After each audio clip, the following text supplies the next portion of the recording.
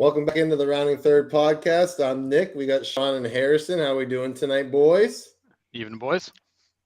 Good, fellas. How you doing? Good. I got the controls tonight, so bear with me as we go through this because Harrison's taking some PTO next week.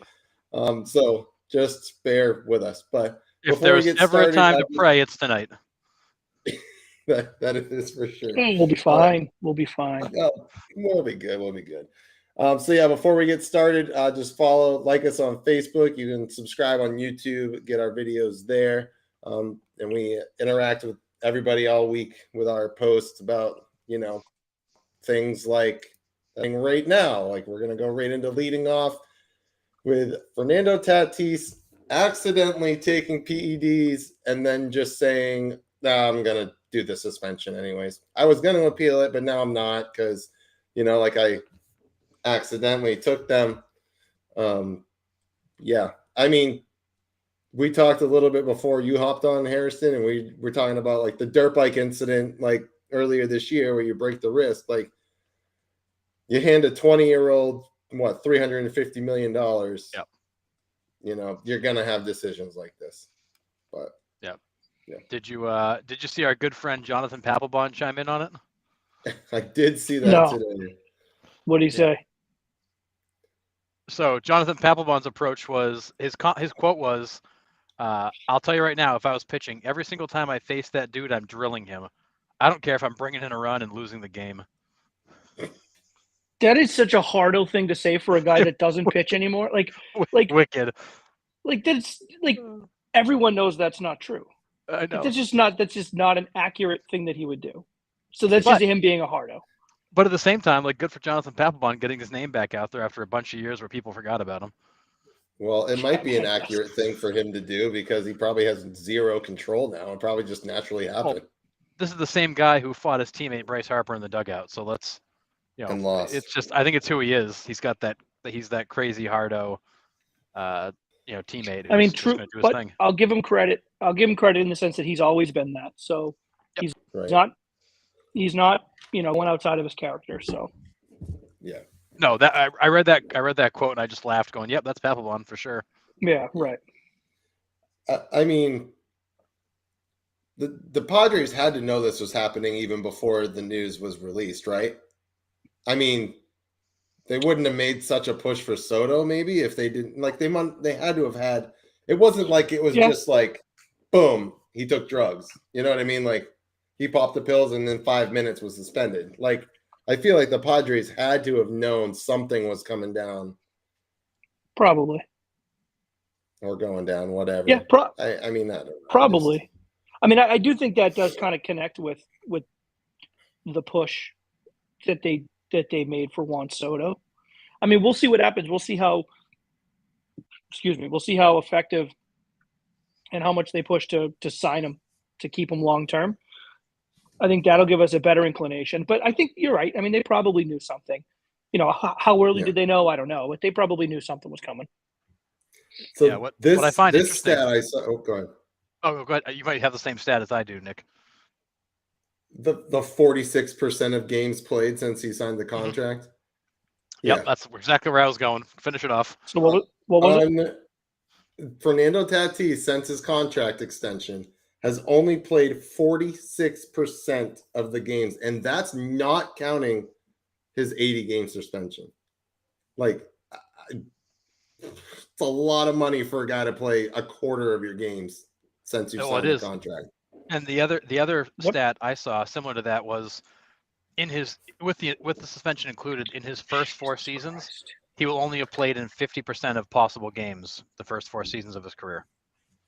That's crazy. Mind-blowing. And that's not only a loss for his team and his teammates, as it's a loss for the MLB. Like talent-wise. Like maybe not ego-wise or head-wise it's not, but like for us to lose out on his talent and seeing his talent, albeit being in San Diego and not many people seeing it anyways, like it's still a loss for Major League Baseball for sure. Well, it is. And you've got a guy of that talent. This guy is like a generational talent. And for him to only have played in half of the games over his first 4 years in baseball, it is disappointing. Yeah, but you know what though? It is, but like I feel bad for the fan. Like I feel bad for us. Like, but I don't feel bad for him. It's not. He wasn't made an No. example of by something like something silly, right? That like most people get away with, but the league wanted to make an example and shut him down for 80 games. Like this is his doing. This is him being an idiot on a dirt bike and breaking his wrist, doing something ridiculous, and then not telling the team until it was last minute. And then, who knows? I mean, was the PEDs to recover from the injury? Probably. I mean, that's what I feel like a lot of the guys that get caught tell you that they were doing it for, right? To get back quicker. So, whatever. But you know what you can put in your body. Like the fact that some of these guys come out like, I didn't know. Like, I don't buy that shit anymore. I don't care what sport. Like, what's allowed. What's not allowed. And especially with like these young kids who 12 years old, they start training and full year-round programs, and they're taking 1,000 swings a day, and nutrition matters, and all this stuff matters. Like, what you're putting into your body. Maybe 30 years ago, like you could tell me Barry Bonds didn't know, and I might believe it. But like nowadays, these kids, they know everything that's going in. Dude, the team, you're right. The team nutritionist is like, on Monday, you're going to eat a chicken breast, 2 stalks of broccoli, and a head of lettuce. On Tuesday, you're going to eat 1 pizza crust. That's it. Nothing else. On Wednesday, you know what I mean? Like, they have their diet completely planned out for them every single day. And you can't tell me they don't. They have their workout regimen, their diet planned. Like, I mean, it's crazy. And nothing goes into their bodies that somebody hasn't vetted for them as okay. Like, unless he just like randomly went rogue and started taking his own medications here for his ringworm, whatever the hell he was treating. Like, there's no way somebody wouldn't have looked at that and said, you know what, you can't take that one, but you can take this one. How does that happen? But dude, I'm sorry. And I don't, like, we're not in like a third world country where like things like this are kind of like gray area. Like, we're in a place where like you can't get anything drug related essentially in this country without a prescription written for it. And I can tell you right now, as somebody who Sarah's a pharmacist, and I can tell you the regulations that they go through when they fill shit like that.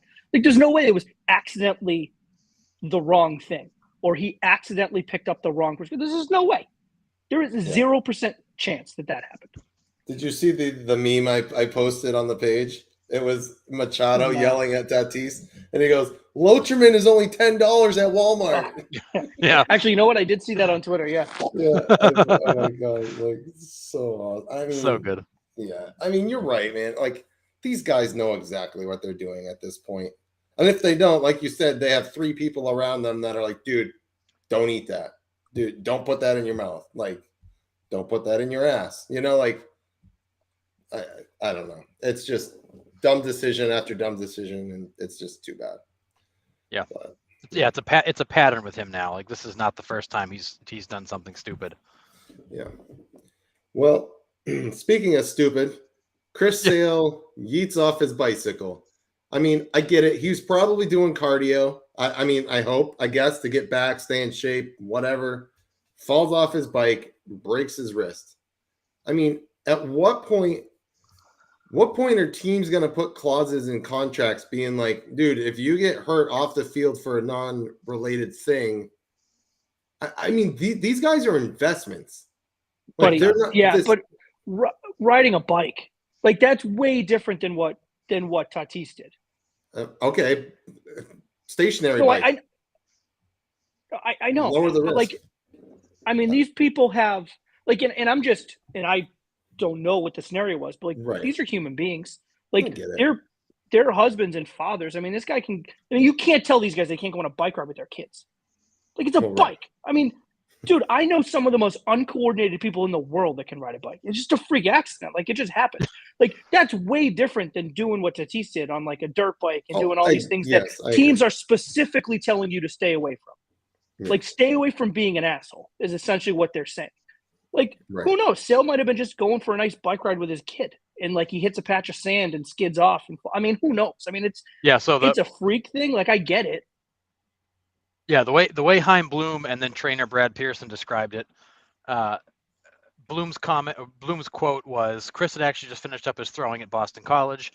he took his bike out to go grab some lunch near his house and hit something going down a hill, flew off the bike, and I learned about it later that afternoon. He reached out to trainer Brad Pearson. Brad got over there and tended to him right away.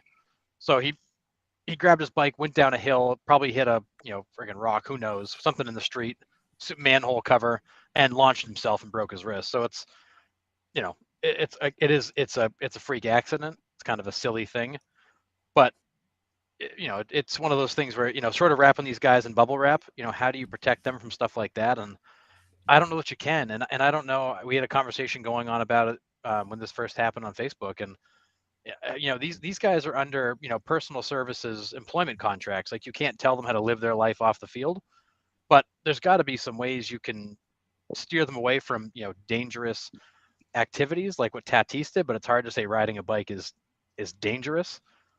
I get it, but like, look at the amount of freak accident stuff that's happened to him already. Cracked a rib cage working out, like line drive back off his pinky. Like, dude, if you can lower the risk, dude, I would probably lower the risk with the year you're having. Like, right. Yeah, and I'm not saying I'm not saying on the ground. I'm not saying it's smart. Like, I'm not saying that that's a smart thing. But what I'm saying is, I don't think we can put it on team. I think we have to put it on the individuals. Like, you have to be smarter. Like, you, the individual, the player, the adult, the grown-up, has to be smarter to say, you know what, shit's gotten bad enough. Like, let's just walk to get something to eat rather than ride a bike. Like, you can't, you can't put that on the teams, I think, is, I guess, my kind of point. But you want to hear a horrifying act. Right. Yeah, it wasn't like he was out there doing like BMX stunts in a half pipe or something. Right. Like, he was riding his bike in Boston to go get lunch and wiped out. Like, but here's a disgusting stat. In the 3 years since Chris Sale has signed that contract extension, 5 years, 145, he's thrown a total of 48 1/3 innings. Yeah. Oh, yeah. Dude, it's worse than the Tatis. 48 innings, dude. That's crazy. The Red Sox so far have paid him $1.8 million per inning pitched under that extension. That's literally what, 7 starts, maybe? Maybe. Probably less. If you went an average of 7 innings, that's 7 starts. 48. So you've seen Chris Sale for a whopping 48 1/3 innings in the last 3 years. That's all you've gotten from him. That is mind blowing. And you've gotten 5 innings in the last 2 years because he missed all of 2020 and he gave you 5 1/3 this year. I mean, it's not necessarily his fault because it's been freak injuries, but like, that is going to go down as one of the worst contracts in baseball history for sure. You've gotten absolutely nothing from the man since you signed him in 2019. Man. Yep. And the Red Sox are choking $29 million a year down on this guy for the next 2 years, also not knowing what they're going to get for him. But could you imagine what $29 million would have done for that bullpen this year, since you didn't have Chris Sale anyways? It's all right. We got Ryan Brazier. We're fine. Anyways. He's terrific. 1 out of 5 times, he's great. 50% of the time, he pitches well all the time. He clean inning last night. All I can ask for. So, I mean, since we're on it, we'll move on to the 5th inning and talk about the matchups here. How about the Red Sox winning their first AL East series this year? I mean, that's outrageous. That is outrageous. Mad props. Yeah. Like, unreal. What is it? August 15th, and they finally won their first AL East series. The Red Sox are now sporting a very healthy 15-30 record in the division. Thought it was worse, to be honest, but isn't that frightening? Wow, that's crazy. Yeah, they are 15-30 in the division. I mean, I think the highlight of the series for me was actually Jarren Duran actually caught a fly ball in center field. I mean, just throwing that out there, but I mean, it was pretty impressive to watch. But what about Andrew Benintendi getting an ovation from the crowd coming back? I thought that was good. Yeah. Sure. I like Benny. Yeah. I mean, it sucks that he came back like with the Yankees, but I like Benny. I mean, I don't think that in 18 they don't win without him. So right. Yeah, for sure. He never came back with the Royals? No, he missed him. He's injured. No, yeah, right. I was going to say, I don't think he did. He's missed both return trips to Boston with the Royals hurt. Right. So that was his first actual trip back to Fenway as a visitor. And the hard part with Benintendi too is that he didn't want to go. He was a midseason trade. They kind of like just cut him loose. He didn't want to go. They wanted to get something for him. They wanted to move on. So his comments about coming back were interesting because he, it was a little bit sad for him to come back to Boston where he really still wanted to be, but he was happy to come back and be in a pennant race because he hasn't been there in a couple of years. Yeah. No, I totally get that. But yeah, I mean, I thought they actually played fairly well. Hosmer and Pham have honestly put a spark into this lineup a little bit. It's Sure. like Pham sit safely in the last or all his games. I think he's played with them.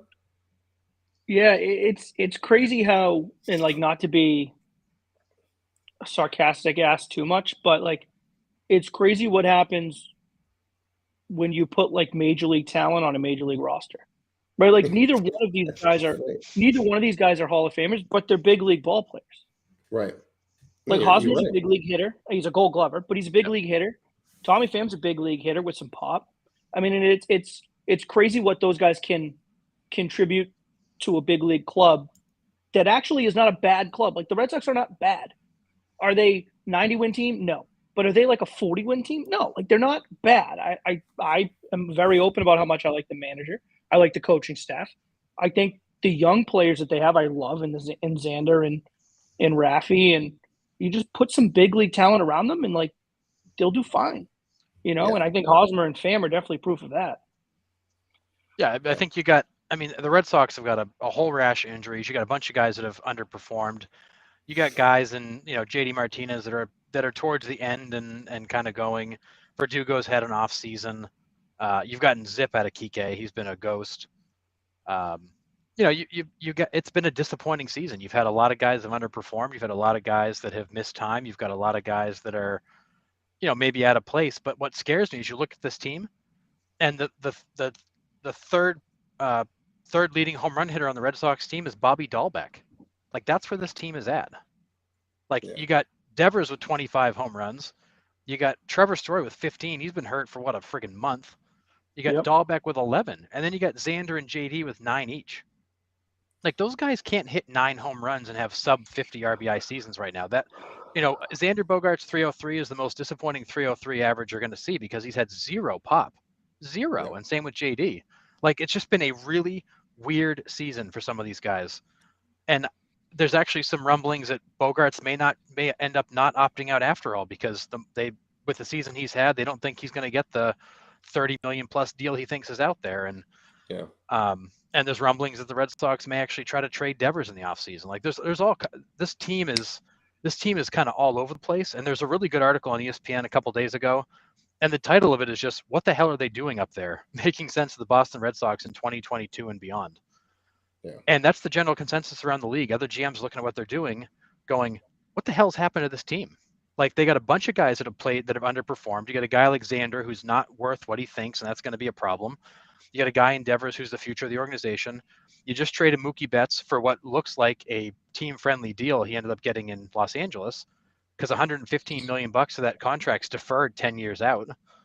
So they're not really paying him what it looks like they're paying him up front. And all you've got to show for the Betts trade is Verdugo, who's having a super disappointing season. So it was a really interesting story looking behind the scenes of the Red Sox. But the general consensus around the league is that nobody knows what the hell they're actually doing up here, and they can't make sense of the moves they've made. Which I will say, just to play devil's advocate, I'm not 100% sure I believe it, but when the rest of the league doesn't know what you're doing, it kind of makes it a little dangerous. Like, who knows? Right. I mean, the Sox might be able to, and I'm not, again, I'm being a bit facetious, but, maybe the Sox can pull something off here in the offseason that nobody thought they would be able to pull off because no one knows what the hell they're doing. Again, I don't think anyone would argue, and I'm certainly not going to sit here and argue that Xander's had a good season. And I think you're spot on with the most disappointing 303 you'll ever see because I agree with that. But he's a better player than this. He's a better hitter than this. Absolutely. He's a better player.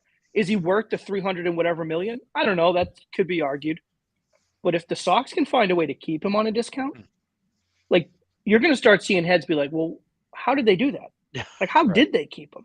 They went out and paid Trevor Story the 5 and 140, and They went out and did kind of these weird things that you didn't think they were going to do, and then they still kept Xander. And then now, if they can do that, they have to keep Devers, because if you can keep Xander on a bit of a discount and pay him a lot less than what 3 months ago you thought you were going to have to pay him, then there's no excuse for Raffy to be gone. None, in my opinion, whatsoever. So we'll see. But again, no one knows what they're doing. I'm not going to sit here and pretend like I have any idea at all. So it is frustrating, but we'll see. I mean, Hosmer's under control for 2 more years, right? After this year? Yeah, 2 more. And then what was the FAM? Just the rest of this year? Just he signed a 1 year. That's right. That's right. Because he wanted his money. So, that's why he only took a 1 year deal. That's right. That's right. And so we'll see. Jock Peterson. We'll see. Right. He wanted his money. Well, and what I found interesting is that, you know, in 2021, Chaim Bloom got a ton of credit because he pulled off the Kike deal, the Renfroe deal. Like, guys came in and had big seasons. Verdugo had a good season. Like, all the pieces seemed to come together. So post Mookie Betts, you felt okay about the team. This year, those deals, like the Jackie Bradley Jr. deal and bringing up Duran and giving Dahlbeck more playing time, you know, the Kike deal doesn't look so good this year. Like, the things that worked last year aren't working this year. So the general consensus is that people think that Chaim Bloom is the right guy for this job and for this organization because does a great job of identifying talent and putting it together. But unfortunately, he hit on a bunch of things last year. It didn't this year. And it's kind of like, you know, the world has forgotten about last year. Like, he pulled some rabbits out of a hat last year to get him to the ALCS. They didn't work this year. But the thinking is when they lose Eovaldi and Rich Hill and JD Martinez and all these other pieces of payroll drop off, this is a team with some money to spend going into the offseason, and they could make some noise. Yeah, I mean, it's, you know, like every other sport. I mean, it's a what have you done for me lately business, right? And in 2021, what he had done lately was put together an ALCS roster, which everyone praised him for. This year he didn't, and he's getting the criticism. So I don't think that's unfair at all. I mean, we do it with the players, we do it with the coaches. It's only fair that we do it with the front office people. And I'm with you. I don't know if I heard it from you, Harrison, or if I heard it somewhere else, but I don't think, like, John Henry and his ownership group are adverse to spending money. Like, no. I don't think they're adverse to going out and spending money for players that can bring them a championship. I think they put way too much on luxury tax, and we don't want to go over the luxury tax. But again, the more I've learned about that over the past year plus, like, I've kind of softened because it's more than just a penalty you're paying.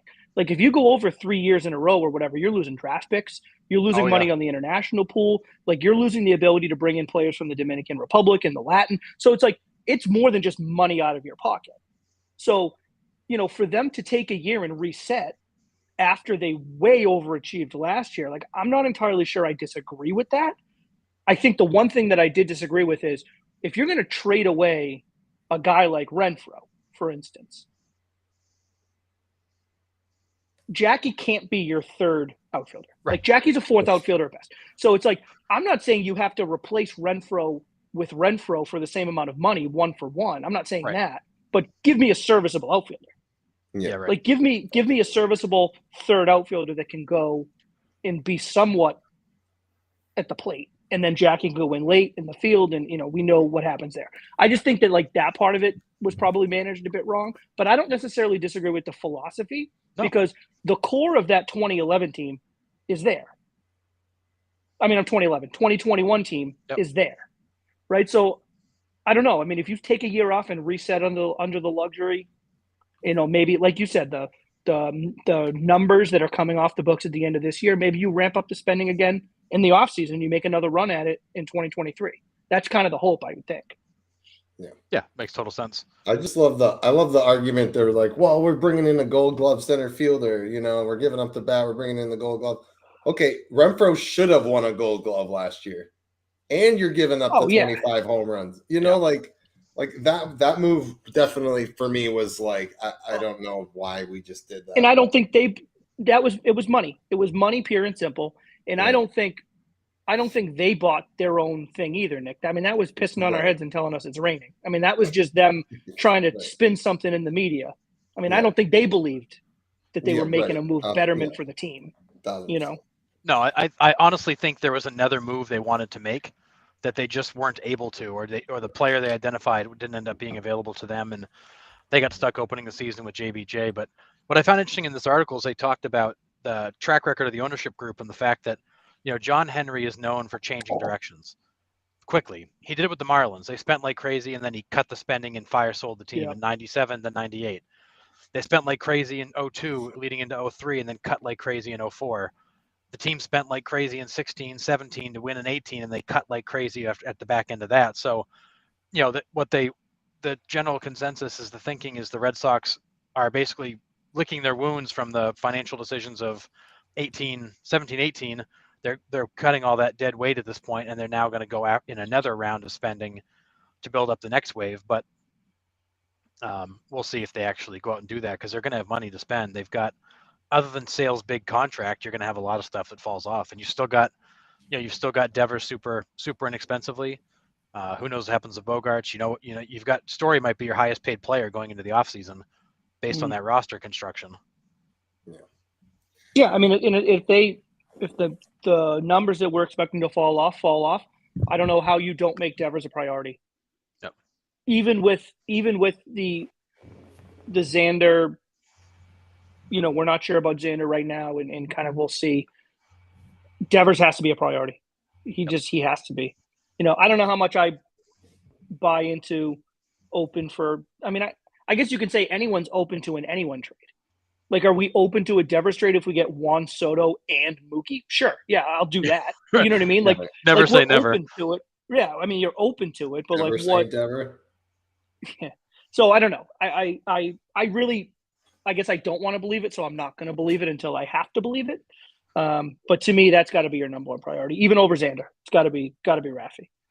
Yep, 100%.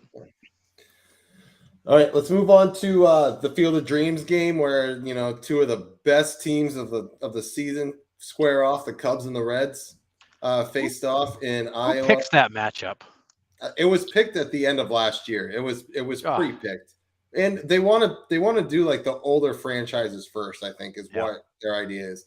However, there's not going to be a Field of Dreams game next year. They announced, because they're going to make that into a huge complex, I guess. So, as you make it into a huge complex, the corn goes away. I don't. Now you lose the.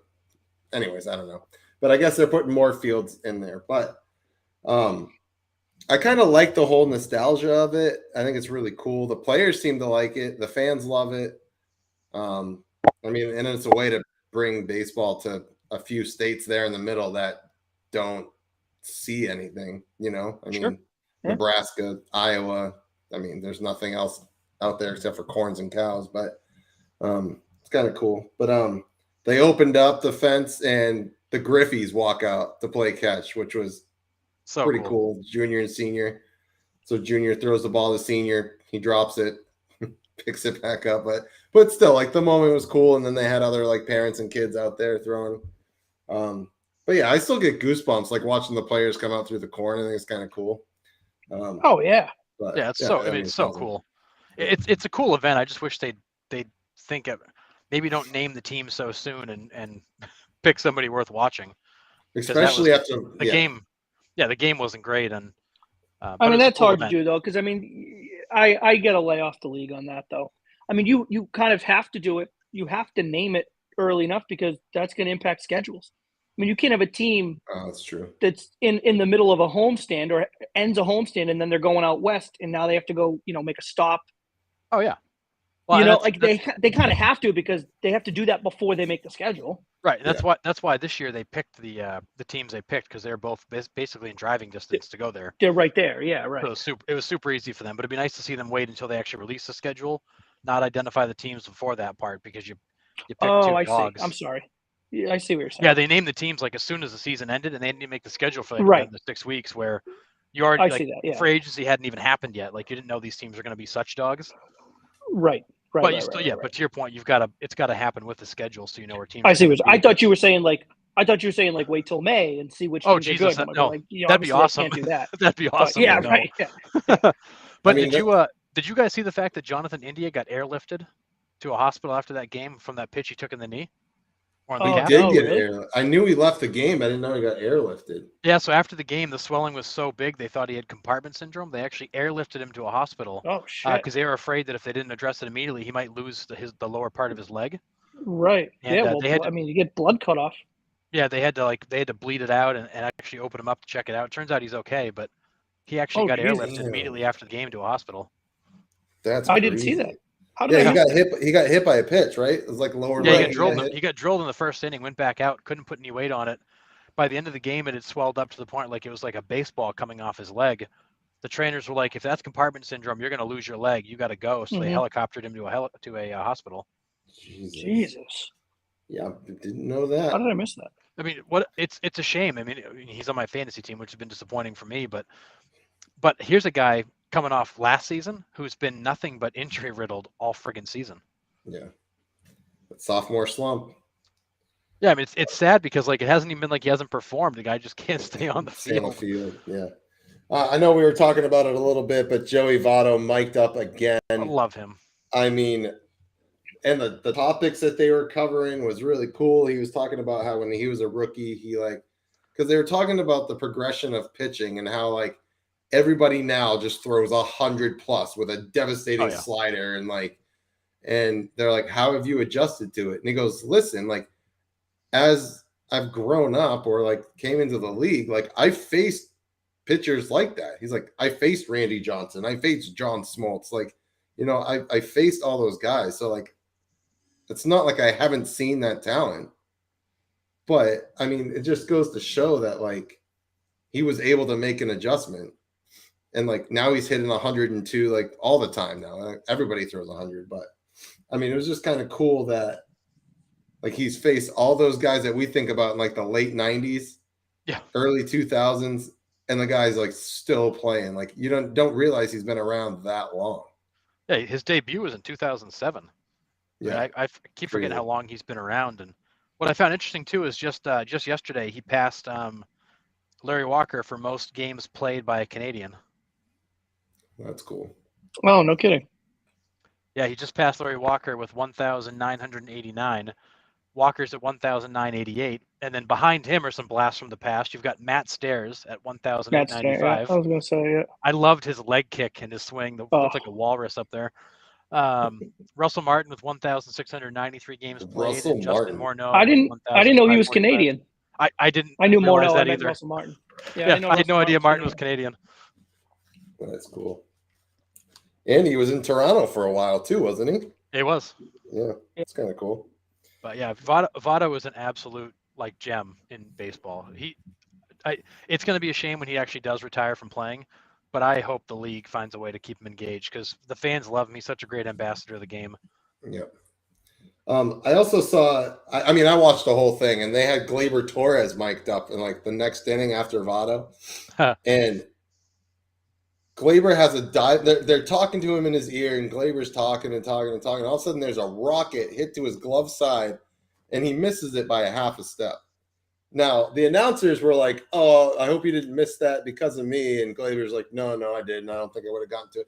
He was only this far away from it, and he was a half a step late because he wasn't focused. Like, I mean, granted, nothing ended up coming of it, but still, like, I mean. Come on. It was just like, this was Sunday night. This wasn't the Field of Dreams game. Sorry. This was Sunday night baseball. Right. Oh, the Sox. okay. Sorry. But I just switched gears real quick there. The downside, though, man, like we love the interaction as fans, and it makes for a better product that like, hey, this guy's going to be mic'd up. I'm going to tune in and watch this. And like, it's great. And the league is all for it. And the fans certainly seem to enjoy it. And I think for the most part, the players do too. But absolutely. You're going to have that. I mean, you're going to happen. Yeah. Unfortunate. I mean, it's unfortunate that it was an absolute rocket, and he did just miss it. I mean, holy moly, just missed it. It was smoked, but his range was still impressive on it. Yeah, right, but he was also a half a step late, though. Like you could tell that he was. Yeah. Yep, without a doubt. But you're going to get that, though. Yeah. Like that's like it's just mic up the outfielders, though. You know what I mean? Like the outfielders can make up a half a step on a fly ball. More than an infielder is going to make up a half a step. And I feel like in the NFL, they mic these guys up and like let them just go about their day, and you just hear all the interaction with the players. Like afterwards. I love that MLB mics them up, but the problem is these guys ask them questions at the worst possible time. But here's the crazy part too. We have plenty of access to these players outside of the 2 hours they're playing a baseball. Right. Like if you want to mic them up, I'm all about miking up Harrison, to your point, like the way the NFL does. Mic them up and then just let the thing run, and then you cut it afterwards. And then you put out a little clip about, this was him talking to this guy at first base, or this was whatever, Yeah. right? Like you chop it together and you put it out. Like we can ask Gleyber Torres those questions any other time that he's not playing a baseball game. Yeah, You that's know? true. It's true. Like any other time that he's not playing. Like it's not like these guys are you can't get to them. I mean, in today's day and age, he has direct contact with ESPN anytime they want him. Yep.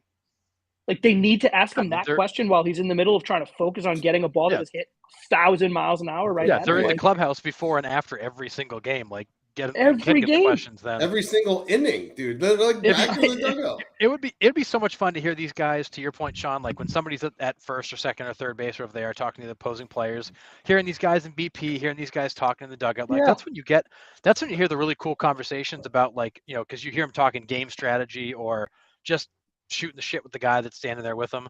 Like that's when it's fun because those are the best NFL mic'd up moments when you've got Joe Burrow introducing himself to the other side of the other players, and the guys talking trash back and forth, and that's where you get the good stuff. Put a mic in the bases. Put a mic in the bases. I put cameras there. And I'm sorry, but how much of a thoughtful answer can Gleyber Torres give you to a question that you just asked him while he's trying to focus on 13 other things? Right. Like how much of a thoughtful answer can he give you? Right. You're getting canned answers. And again, I think it's a cool idea. I mean, we've been shaming, Major League Baseball for being behind the times. Like they're trying to get caught up. So like, I'm not going to bash them for trying to get caught up, but it's like, are you really getting like mind-blowing information from these players while they're in the middle of playing a game? Right. No. It's like, and Joey, walk through your pregame routine. Yes. Yeah. I have one. Right. And it's like Joey Votto, when he was mic'd up for the, Field of Dreams game, it was pretty cool. He was talking about, playing catch with his dad, and he was telling that story, and I thought that was really cool. But like Joey Votto's mic'd up the whole game. Like you can do that when the Reds are at the plate and he's in the dugout. Right. It's the same answer. Right. Like it's the same answer, and he doesn't have to be worried about holding a guy on first or, a screamer down the line that he's got to go cut. He's still mic'd up. It's the same answer. You can do it while they're at the plate. And a guy like Votto, who's been in the league for 15 years and he's playing first base, like he can do two things at once. Like he's not a young player playing shortstop trying to focus on all the movement that might be happening around him. Right. Yeah. Also a wildly different position. But exactly. Right. I mean, he's just hanging out there. But I agree. I mean, they used to do a good job of interviewing players and managers like in the dugout when the team was hitting. Then they brought it to the field, which is kind of cool. But it's hard to put that on guys like in a shortstop position where Gleyber Torres half the time is like waving signs off to other players, and he's trying to talk to you while he's waving signals to the center fielder, and it's silly to try to talk to guys like that on the field. That would be like putting a headset on Alex Cora as he's going out to make a pitching change and being like, Alex, what's your favorite Italian dinner? Like, I don't know, dude. I'm going to take this guy out of the game, and it's just. I think it's the timing, just like you said. Yeah, I would love for them to mic up one of the catchers so you can hear everything going on around home plate for a game. That'd be fun as hell. Because then you hear the catcher asking the umpire where to miss, and some of the trash talk that goes back and forth, and that would be fun. Yeah, that would be kind of cool. Just not Angel Hernandez, because that would be painful to listen to. God. No, that one I want. That's the one I want. That's right. That's true. Are you kidding me? That's the one I want. Hear all the guys asking question after question. Where'd that miss? Where was that? Are you blind? That's the one I want. Did that one catch too much of the plate or what? Yeah. I don't. You don't like him down the middle, Angel, or what? Goodness gracious! All right, do we got? You hear them. You hear the catchers just like mumbling under their breath, like this motherfucker, like another one. Like they're not even chirping at him. They're just like, what are we gonna do? Like this guy? Right. Jesus. I would love to hear when you've got a pitcher that gives up a bomb on the pitch he hung, and the catcher going, "Come on, man!" Yeah, right. Leaves the ballpark. Or you just see the camera just automatically point towards the dirt because he immediately puts his head down. Jackass! I called curveball for a reason. Yeah. Shake me off again, jerk. But yeah, we got players of the week this week. Harrison. We do. We got Royals first baseman Vinny Pasquantino and Padres third baseman Manny Machado. Hey, So Machado. Pasquantino, whose nickname is the Italian Nightmare, batted .455, 4 home runs, 6 RBIs across 6 games for the Royals. He opened the week with a home run in both games of a doubleheader against the White Sox. Ended the week with a home run and 2 RBIs, and the Royals 4-0 win over the Dodgers to end the week. Pasquantino he's only been up for 41 games with Kansas City. He was called up at the end of June. And the first Royal to be named Player of the Week since Andrew Benintendi was Player of the Week last September.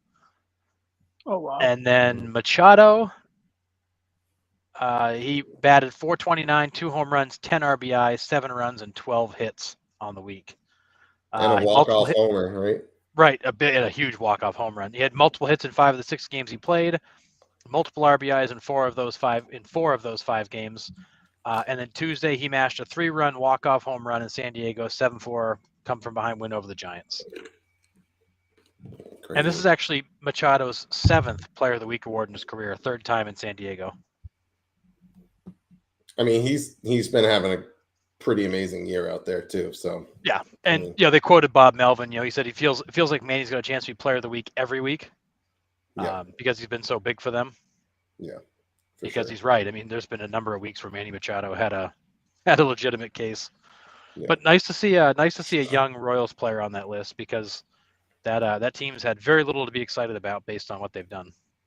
Yeah, I mean, other than that series that they tore up the Red Sox, I mean, yeah, I mean they've got that. Velasquez, was that his name?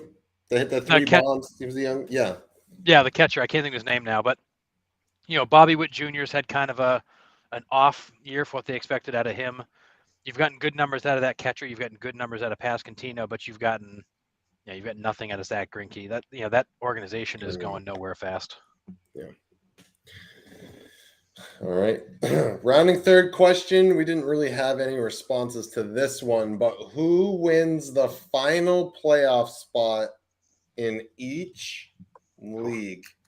My father-in-law actually did comment, and he said the Red Sox and the Rockies, but I mean, it's still early. They could. We were talking about that. As bad as Red Sox have played, they're only 4.5 games out of the final wild card spot. They could have a really good September and sneak in. Yeah, they've been god awful for most of the season. They're 4.5 games out of the final wild card, and if they had like a really good September, they could find themselves sneaking into the playoffs. It's nuts, man. I just Scary. Can't. Who do I think's going to get the final wild card spot? Yeah, you go first. I'll go out on a limb here. I'll go with the O's. I'll go with Baltimore. Baltimore? Yeah. Wow. Okay. They're what, 1 back now? 2, 1.5? Something like that. 1.5. Right? Minnesota's 2. 1.5. White Sox are 2. Boston's 4.5. Okay. So Toronto, Seattle, and Tampa Bay. Tampa Bay right now is in the last wild card spot. So who do you have? You got the O's. Who do you have dropping out? Seattle's in the last wild card spot. Oh, that must be. I don't think so. Yeah, your division leaders are the Yankees, the Indians, and the Astros. Yeah. Your wild card spots are Toronto, Tampa, and Seattle. Oh, see, I have Seattle up by half. I'm sorry, you're right. Tampa, it's a half a game. Tampa's got the final spot, half game over Seattle. Yeah. Honestly, I love Seattle, but I think they're the ones that drop out, and we have 4 AL East teams. Imagine that. 4 AL East teams in the playoffs. Yikes. That'd be nuts. Especially considering that 4th team would be Baltimore, not Boston. I think it depends on this. I guess I would have to look at the schedules because, if Baltimore plays Tampa and Toronto, 10 more times, then one of those 3 are going to fall out. You know what I mean? Yep. Like they won't all make it. But if they're all against non-division people, Baltimore's got Toronto now. I mean, they're in Toronto now. And then they have Boston, White Sox, Houston, Cleveland, Oakland, Toronto, Boston, Toronto, Houston, Boston, Yankees. So they got a tough September. They do. They got a September they got a battle. Yeah. So Wow. whatever. Well, let's see I'll who see, stick and then with let's them. see, and then Seattle has real quick: Angels, Oakland, Washington, Cleveland, Detroit, Cleveland, White Sox, Atlanta, San Diego, Angels, Oakland, KC, Texas, Oakland, Detroit. So Seattle's got a much Seattle's in easier it. schedule. Seattle's got a in. cupcake Never schedule. mind. Yeah, Seattle's Seattle's got a in. much easier schedule. Okay. Yeah. Well, whatever. I'm gonna stick with my Baltimore Orioles. Let's see if they All right. sneak in. I'll stick with them. All right. Yeah, I mean, I'm taking Seattle because I feel like they're a good enough team where they're going to be there. That schedule's ridiculous, though. I can't believe that. Yeah, well, Seattle's in it now, though. So do you have those Well, they three could now? still fall Toronto, back Tampa, and beat Seattle. the. Yeah, Yeah. I think No, they no, end I up know in the that, last. but that's what I'm asking. Yeah, I think Tampa ends up leapfrogging them, and Seattle Yeah, ends up the okay. final spot. All right, I'm gonna go with Minnesota. I'll do something a little bit different. I'll say Minnesota snags that last spot, and I'll say Tampa drops out. There's nothing that I love about this Tampa Bay team. There really isn't. No. Like, I'm not gonna lie and say that I've watched 100 Tampa Bay games. I haven't this year, but enough of them. And whether or not they're playing the Red Sox, there's nothing about them I love.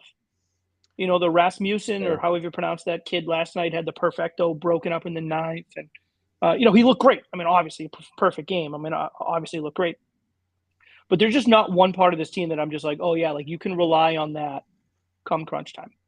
No, I agree. I so think, it's like, I'm maybe Minnesota really not either. Like, Minnesota's kind of in the same boat. But I'd like to see a team like Minnesota get in there, 2 games back right now, claw from behind in September, and kind of make that final spot. I think that'd be a fun story. They're not going to win a playoff series because they haven't won a playoff series since Christ died. But it'll be a fun story to see them come back in September. I mean, I agree. I think Tampa's going to get in. But I think they're going to be the least exciting playoff team and the least feared playoff team of the group. Because this team, they're so uneven. The one thing that the Rays had before was they were so deep. They just consistently, they just consistently won series. They've been all over the place. And I know they've had all kinds of injuries, and Arena's kind of had a weird season, and Wander Franco's missed most of it. And it's just the team they're very uneven, which is not normal for them. But I think they're just good enough to get in. And Minnesota's like the exact same team, to your point, Sean. They're Jekyll and Hyde. They're great, and then they're not, and then they're great, and then they're not, and you just don't know what you're going to get. I mean, the thing with that, the AL Central is still pretty wide open. So I mean, the Twins could actually take over first place and drop the Guardians down to that final. They're only 3 games out. And in a week, Cleveland's put together a 3-game lead, which, I mean, could change. And they're winning tonight. It's the AL Central. I don't think you get 2 teams out of the AL Central because they're just so poor. Yeah. But maybe you could. But I mean, the White Sox are right there too with Minnesota. Yeah, they're exactly. They're both 3 games back in the division and 2 games back of the wild card. So I mean, if Tony La Russa can stay awake to finish a game, maybe he can make some moves to help him win. Did you see him legit nodding off in the dugout? Not the first inning. Yeah, not the first time either. It was the first inning. It'd be something if it was like the 8th or 9th. It's like, dude, he's a billion years old. He's tired. It was the first. It was the bottom of the first inning. It's so bad. Oh my God, I can't. It's so bad. I mean, at least Joe Torre would wait till at least the 6th inning to get in this catnap. At least the 6th inning. I was always convinced that Joe Torre fell asleep around the 7th inning, so he could just go like Wetland Rivera and call it a night. Oh, buddy, there is no doubt in my mind. There is no doubt in my mind that there were times when the 9th inning would come up and they'd like nudge him. They'd be like, Joe, you got to go and make the move. And like, how many times did you see him with one pant leg up, one pant leg down? It's like, Joe, you were literally sleeping. Like, you were definitely asleep. I loved September, October. His jacket would be like crooked, and it would be buttoned all crooked. Yep. It was no doubt. My God. And he could get away with it because it was like before MLB TV when there was cameras everywhere. Right. Like, and the team was winning 108 games in a World Series every other year. He'd like be halfway out to the pitcher's mound and forget to take off his neck pillow and just throws it behind him. Well, what's funny is that everybody thought LL Cool J started the one pant leg up thing. It was Joe Torre. Oh, no. No, it was Joe Torre. It was easy Joe Torre. Oh, Easy my Joe God, Torre. it's amazing. It's so bad. It's so bad. Amazing. Oh my goodness. All right. Well, some news for the rest of the week here. The Rangers fired their manager today. Chris Woodward is gonzo. Yep. I mean, it's the Rangers. I mean, what are you yeah, I gonna mean, do? their whole thing is they spent $500 million in the offseason and the team should be better. And, he can't control the fact that Marcus Semien forgot how to hit when he left Toronto. And, Seager's been good. The rotation's still atrocious. Like, they got him 2 hitters and no pitching, like 0 pitching. John Gray doesn't do it for you? John Gray. Yeah, Yeah. right. John Gray. Awesome. He's a great number 4 starter. Who's your ace? I mean, come on, guys. He was the ace for the Rockies. Right, He exactly. easily Another would leave team that's Colorado killing with it a out there. 6+ ERA. Yeah, another team that's killing it. I mean, I get it. Like they want to make a change because they're not where they should be based on what they spent. But that's like you killed a guy. You killed a guy in the middle of a rebuild because you didn't rebuild fast enough when you didn't give him the pieces to rebuild. Right. I just guys, it's silly to make him the scapegoat of this, but whatever. I mean, they were in it for a little while, but ultimately they can't get any pitching. And they're what I found interesting is they're 6-24 in 1-run games. Again, just like the Red Sox, they've got no back end of the bullpen either. Yeah, it's crazy. No, But yeah, man, I don't know. Although it begs the question. Did the Rangers ownership expect them to compete this year? Like they really thought they were a playoff team with that roster? Like really? I mean, I think they thought with bringing in like 2 powerhouses like Seager and Semien, they made that move for John Gray. They were the sexy picks, and then Perez has been dealing. But I mean, I wonder if Red it's Sox also. cast I off. mean, yeah, and I mean, Garcia. he's the All-Star. And they were expecting Adolis Garcia to come back and have a really good year too. Like, I mean, I look at it as the Rangers only won 60 games last year. They've already won 51 this year. They're going to be better than they were last year by probably 10 games. Like, that's probably a fair improvement given the fact you didn't address any of your other problems. Yeah. Yeah, I mean, I guess, but I think by that sense, I mean, if your ownership, right or wrong, I think you probably look at it and say, we shelled out money for Semien and Seager and went out and got John Gray. Now, I'm not saying John Gray's an ace. I'm not saying that. But he's an upgrade for what they had pitching. They went out and got Martin Perez, and Perez has been an all-star. I mean, Perez was on the all-star very team. good. Like, so you get to August 15th, you should have more than 51 wins. I think is the way. Like, I don't think they were sitting there going, we're going to make the playoffs. Maybe, hopefully we're going to hope and pray that we can get the 3rd wild card spot. But like, we're not winning the division. Like, I don't think they had that, but I don't think they wanted to be sitting here in August with 51 wins saying, well, we're going to be 3 games better than last year. So that's good. But it's like, you should be more than 3. Like with the money you spend, the players you brought in, I do think you should be much more than 51 wins at this point of the year. And that division, other than the Astros, you should have been able to compete with. I mean, yes, the Mariners have been better than what we expected. I mean, they were there last year, but I mean, you still have the Angels, garbage. A's, garbage. I mean, they should have performed a lot better than they did now. But I agree. I 100% agree. But yeah, Randy says in the new playoff format, you hope for lightning in the bottle that last month in the trade deadline. But yeah, and John Daniels, the president of baseball operations, said, we didn't think we'd put together a championship roster. We thought we'd be better than we are currently. We realized there's holes here, but we thought we would outperform our record. And maybe he's right. Maybe they should be 5 games better. But do you fire the manager in August over 5 games when you? I mean, maybe you do. Maybe this was just a good excuse for them to actually kind of, rebuild and start over. But I don't know. It's an interesting move, but the team has been atrocious in 1-run games, and that's ultimately been their undoing. But they were in it until about the All-Star break, which, I don't know that anybody expects them to be in it that long, but yeah, sounds like somebody else in the AL East there losing 1-run games in it at the deadline. Yeah. Anyways, moving on here. Did you go into some Little League baseball here right now? Love it. In the regionals, in the Northwest regionals, did you guys happen to see how the Washington and Oregon Little League game ended? Mm-mm. Okay. No, I don't think I saw that game. It was like the winning run was on first and second or something like that. The ball was hit down the left field line. The third base umpire goes like this, says foul ball, and the home plate umpire says fair. And Oh, no. all the players in the field stopped. And both runs scored because the third base umpire put his hands up. They go to the video. It's his call. They go to the video play.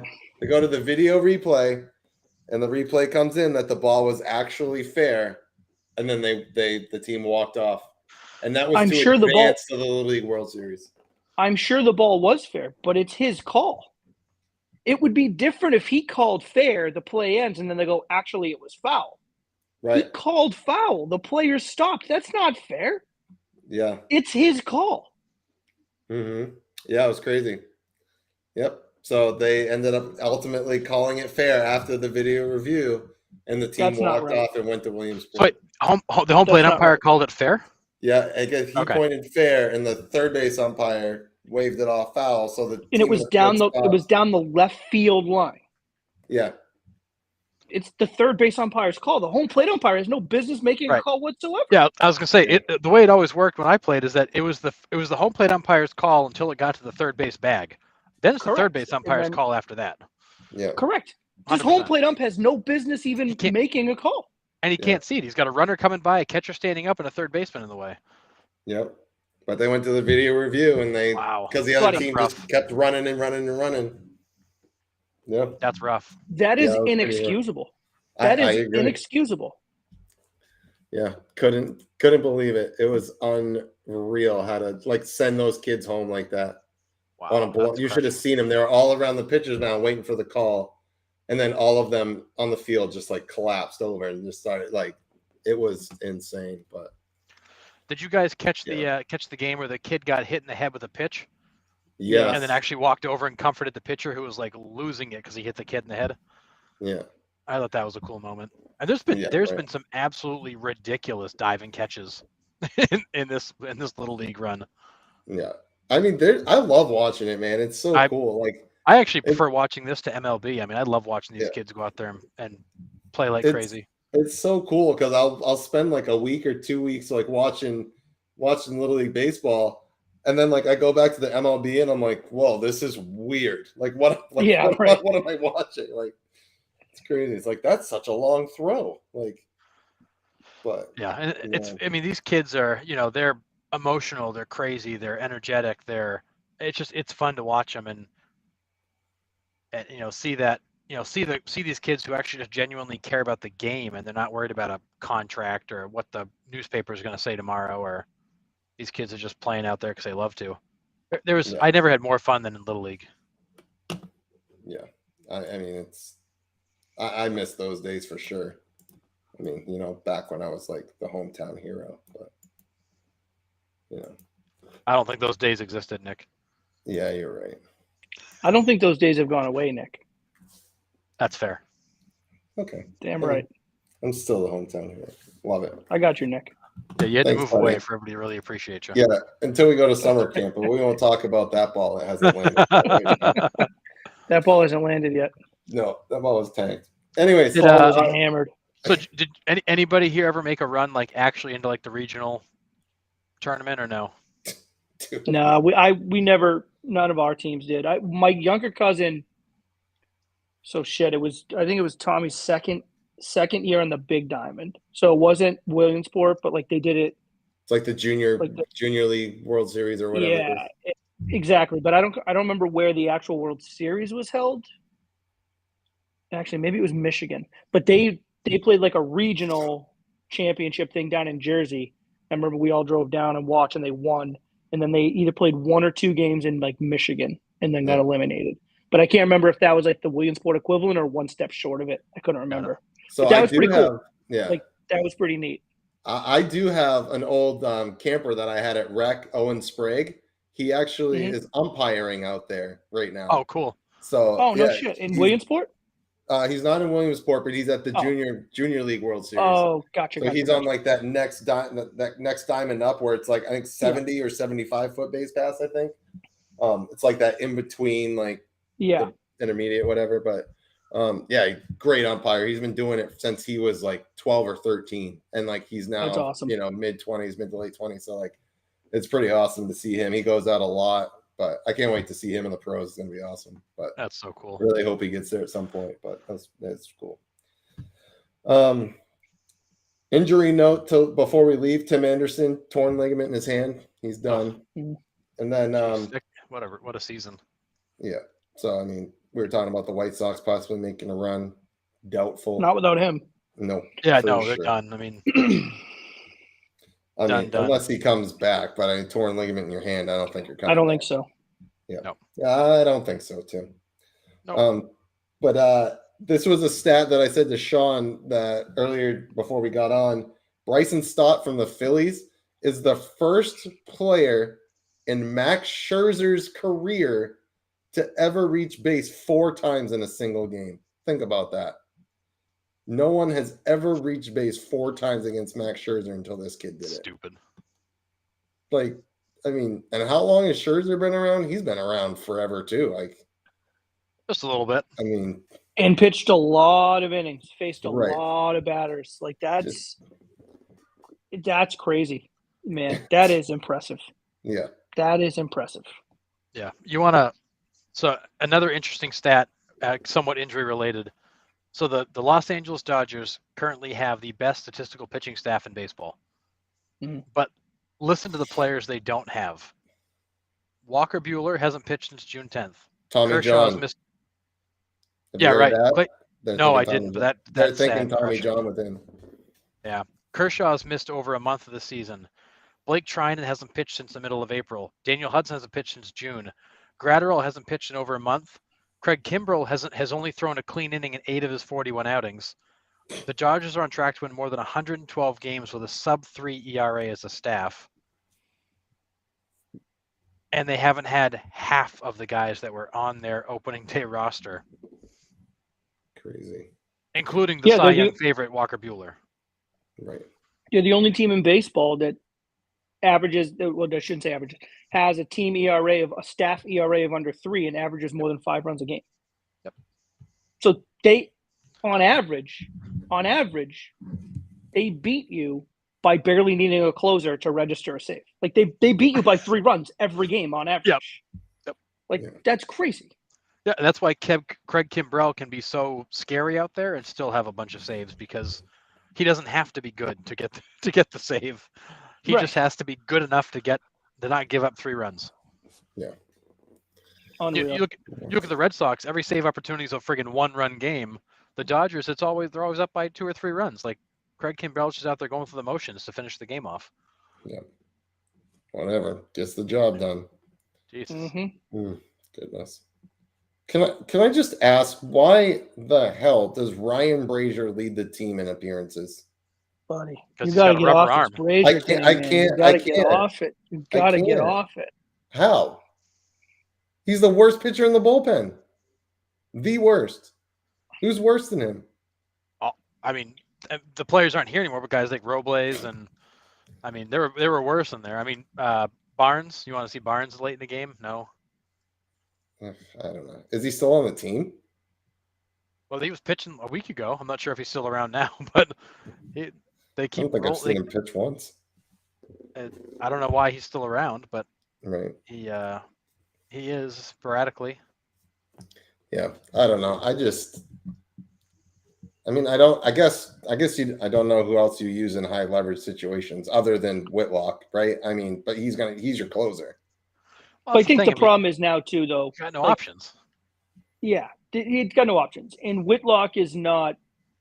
Ideally, like you just signed Whitlock. Whitlock is a guy you want around for a while. You want to use in high leverage situations for a while. Like you can't be overdoing it now when you're. And I know you're only 4.5 Right, back that's from the true. wild card, and I get that. But like, you got to weigh 4.5 games against the wild card versus the next however many years that 5, you 6 want him years. to be a high leverage pitcher for you. Yeah. You know, like I can't say I blame Cora for being somewhat cautious with a guy like Whitlock. And he's coming off injury, so I mean that's fair. That's and Brazier's also the guy too, and like I don't share the passion that you have in the Brazier debate, but like he's also a guy that's like, dude, if we blow this guy's arm out, we blow this guy's arm out. Like this is just what we have. Yeah. Like they're putting him in there because it's like we know his worst, we also know his best. Like you know what you're going to get with Brazier. Yeah. Right. Like you know what you're going to get, and it's just like hopefully we get one of his good outings versus one of his bad outings, and if we get one of his good outings, we'll be all right. But we know what we're going to get. Like I think Whitlock is a guy you got to be careful with, and I think short of him, it's just like you just kind of know what you're going to get with Brazier, and that's the way I see it. I don't love it either, but I kind of get it. That was always kind of the book on Brazier. The guy's got a rubber arm; he can just go out there and throw, and he's a guy that's going to eat up innings, and the guy's got 48 appearances. He's thrown 45 innings.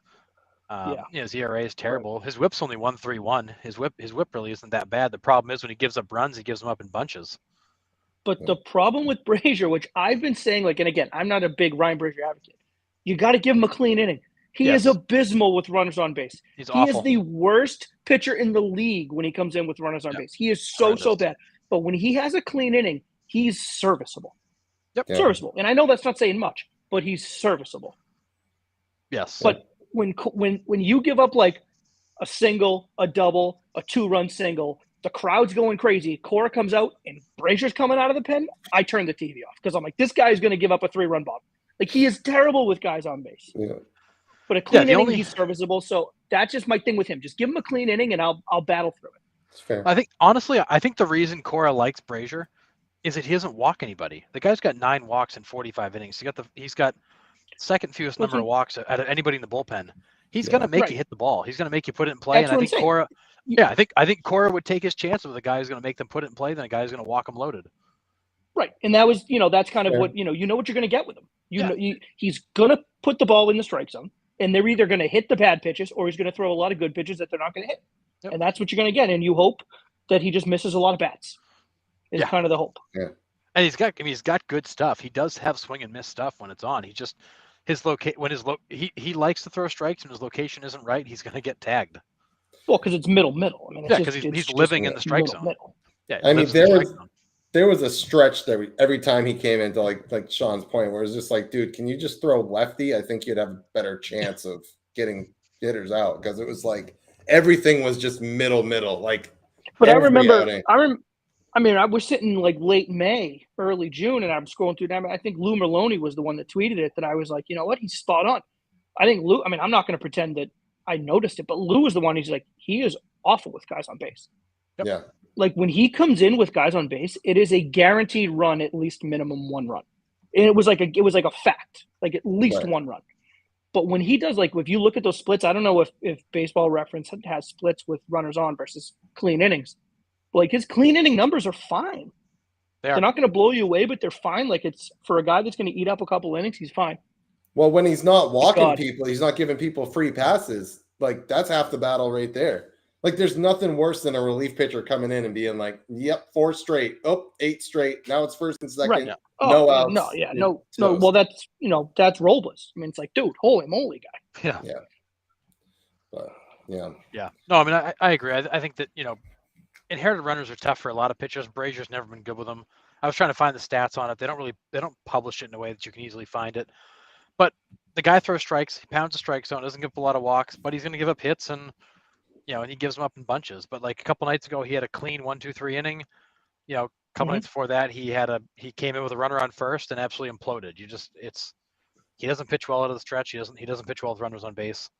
But part of that is on Cora to stop putting him in that position. But really, when you look at that bullpen, who the hell else are you going to put out there? Who else? Right. Yeah. Who else? They all suck. Yep. Like you look at the pitching stats for that bullpen.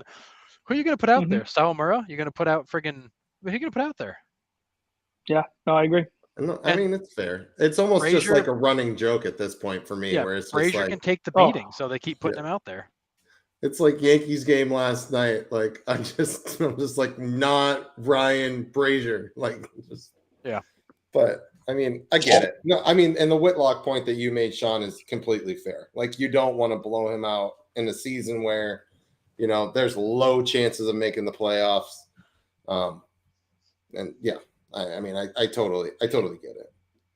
And I'll just put a bow on my point here. If you find a way to make the playoffs, if the teams ahead of you in the wild card race just absolutely just completely shit the bed and you find yourself in it, you're going to need Whitlock.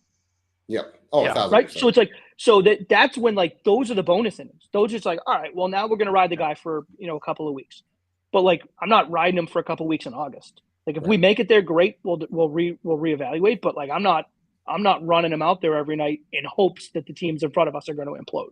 Yeah.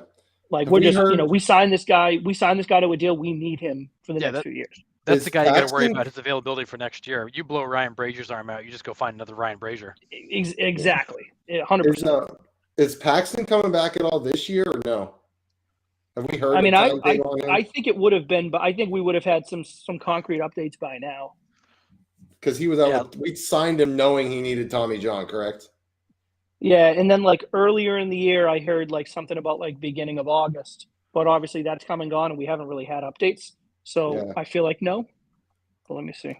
Yeah, so Paxton is he's throwing in Florida right now. Yeah, so he's not coming back this year.